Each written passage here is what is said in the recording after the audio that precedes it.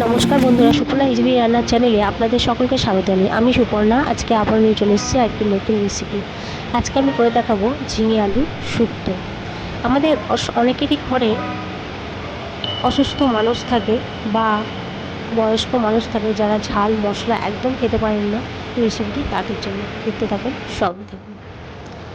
ঝিঙে আলু শুক্তো করার জন্য আমি আলুগুলোকে পাতলা সাইজ আকারে কেটে নিয়েছি ও ঝিঙেগুলোকেও কেটে নিয়েছি। এদিকে আমি কড়াই চাপিয়ে তার মধ্যে সামান্য পরিমাণ তেল দিয়ে আলুগুলিকে হালকা নেড়ে চেড়ে ভেজে নেব। এতে কী হবে, আলুর যে কাঁচা গন্ধটা সেটি থাকবে না। এতে সামান্যই তেল দিতে হবে। এবার আলুগুলিকে নেড়ে চেড়ে ভেজে নিয়ে দেখুন আমার একদম আলুগুলি ভাজা হয়ে গেছে। খুব বেশি কিন্তু এখানে আলুগুলো ভাজিনি। এবার এর মধ্যে পরিমাণ অনুযায়ী জল দিই। এর মধ্যে পরিমাণ অনুযায়ী নুন দিয়ে দেব। এবার এটি নেড়ে চেড়ে আমি ঢাকনা দিয়ে ঢেকে দেব।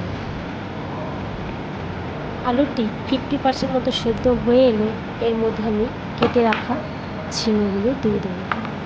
ঝিঙেগুলো দিয়ে আলুটির সঙ্গে ভালো করে নেড়ে চেড়ে আমি আবারও ঝিঙেটিকে সেদ্ধ হওয়ার জন্য একটি ঢাকনা দিয়ে ঢেকে দেব। ঝিঙেটি সেদ্ধ হতে হতে আমি এদিকে একটি পাত্রের মধ্যে একটু আটা গুঁড়ি ও একটু হলুদ জল দিয়ে গুলে নেব। এটি আমি ওই শুক্তোর মধ্যে ব্যবহার করব। তাতে কী হবে, শুক্তোটা বেশ থকথকে ভাব আসবে। এদিকে ফোড়নটাও রেডি করে নেব। ফোড়নের জন্য আমি নিয়েছি একটি শুকনো লঙ্কা, একটি তেজপাতা, রাঁধুনি ও আদা বাটা। ঝিঙেটি আমার সেদ্ধ হয়ে এসছে মোটামুটি। এবার এটি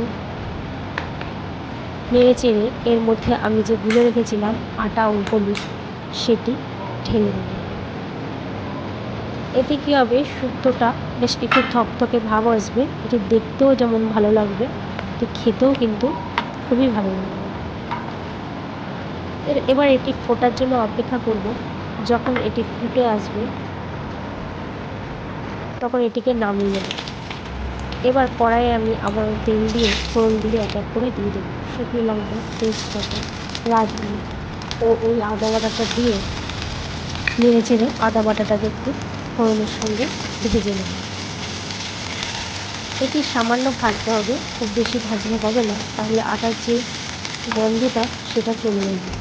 সামান্য নেড়ে চেড়ে ভেজে এর মধ্যে সেই রেখে দেওয়া আলু আর ঝিঙের সেদ্ধটি ঢেলে দেবো। এবার এটি ফোটার জন্য অপেক্ষা করব। এটি যখন ফুটতে শুরু করবে, একটু গাঢ় ভাব চলে আসবে, তখন এর মধ্যে সামান্য পরিমাণ টেস্টের জন্য চিনি ছড়িয়ে একটু ফুটিয়েই আমি এটিকে নামিয়ে নেব।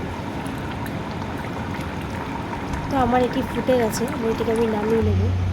তো দেখুন আমার ঝিঙে আলু শুক্তো রেসিপি কিন্তু একদম রেডি। এতে কিন্তু কোনো মশলার প্রয়োজন হয়নি। মশলা ছাড়াই আমি এটিকে তৈরি করেছি। এটি রোগীর ক্ষেত্রে একদম সবচেয়ে বেস্ট খাবার। তো আপনারা একবার হলেও বাড়িতে আমার মতো করে এইভাবে একবার ট্রাই করে দেখবেন, অবশ্যই আপনাদের ভালো লাগবে। ভিডিওটি ভালো থাকে লাইক, কমেন্ট, শেয়ার, সাবস্ক্রাইব করুন। ধন্যবাদ।